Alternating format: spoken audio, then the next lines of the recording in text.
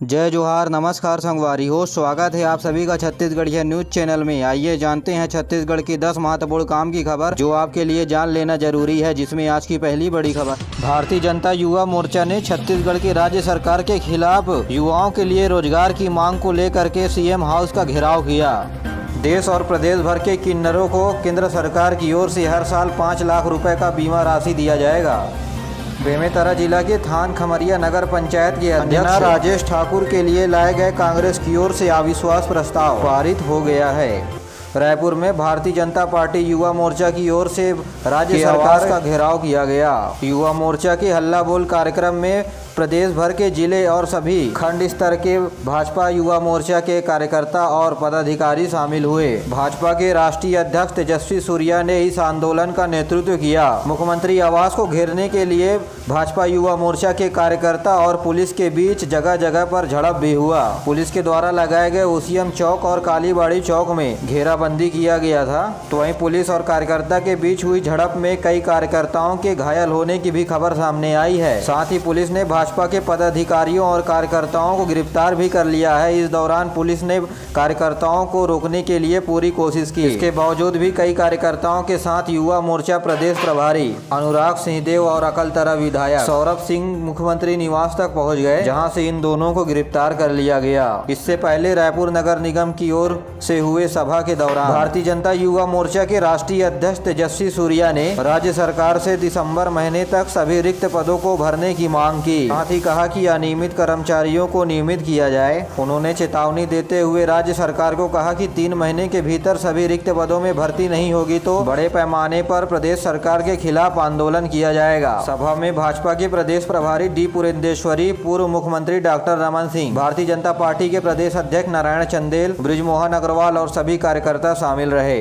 वहीं दूसरी ओर प्रदेश के कृषि मंत्री रविन्द्र चौबे ने रोजगार को लेकर के भाजपा के ऊपर हमला बोला। राजीव भवन में पत्रकार वार्ता के दौरान मंत्री चौबे ने कहा कि जब छत्तीसगढ़ में भाजपा की सरकार रही तो प्रदेश में बेरोजगारी दर 22% थी, जबकि कांग्रेस के कार्यकाल में बेरोजगारी दर कम होकर के 0.78% हो गई है। चौबे ने यह भी बताया कि छत्तीसगढ़ सरकार युवाओं को रोजगार देने के लिए पूरे देश भर में पहले स्थान पर है। और उन्होंने ये भी कहा कि कांग्रेस के घोषणा पत्र में कहीं भी बेरोजगारी भत्ता को लेकर के उल्लेख नहीं है। इसे लेकर भाजपा युवाओं में भ्रम फैला रही है। कांग्रेस के प्रदेश प्रवक्ता रविन्द्र चौबे ने बताया कि राज्य सरकार की ओर से नियमित भर्ती की जा रही है। इस दौरान नगरीय प्रशासन मंत्री डॉक्टर शिव कुमार डहरिया भी उपस्थित रहे।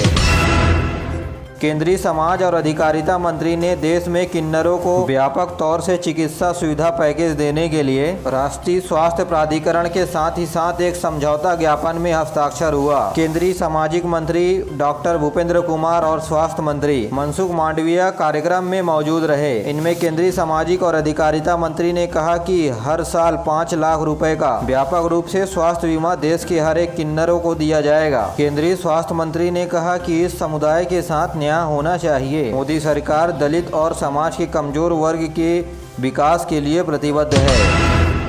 केंद्र सरकार ने हाथ पैर और मुंह की बीमारी HMP के लिए राज्य सरकारों को परामर्श जारी किया है। इस बीमारी को टोमेटो फ्लू के नाम से भी जाना जाता है। केंद्रीय परिवार और समाज कल्याण विभाग की ओर से टोमेटो फ्लू के बारे में गाइडलाइन जारी की है। आपको बता दें कि 26 जुलाई तक 5 साल से कम उम्र के बच्चों में 82 बच्चों में यह संक्रमण की बीमारी सामने आई थी। इस बीमारी से बुखार आना, त्वचा में लाल चकत्ता पड़ना तथा ठंड लगने जैसे लक्षण उभर कर सामने आ रहे हैं और इस बीमारी की शुरुआत हल्के बुखार से होती है।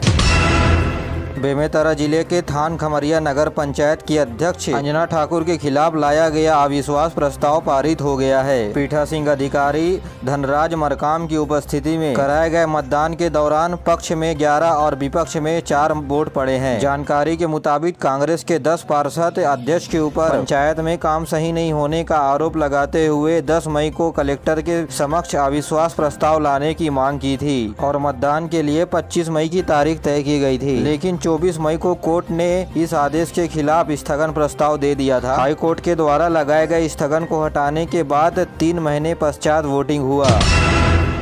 गौरेला पेंड्रा मरवाही जिले के मरवाही वन मंडल में वन परिक्षेत्र पेंड्रा के कोटमी तिसला फिरोला देवरी खुर्द में हाथियों का डेरा बना हुआ है। जहां हाथियों के उत्पात ने ग्रामीणों का घर तोड़ा है तो वहीं फसलों को भी चौपट किए हैं। वन विभाग ने मुनादी कर गांव वालों को हाथी से दूर रहने की चेतावनी जारी की है। तो वहीं गौरेला रेंज के कोरजा गांव में एक भालू सुबह लोगों की बस्तियों के भीतर घुस गया, जिसके बाद कुछ ग्रामीणों ने मिलकर भालू को जंगल की ओर खदेड़ा है।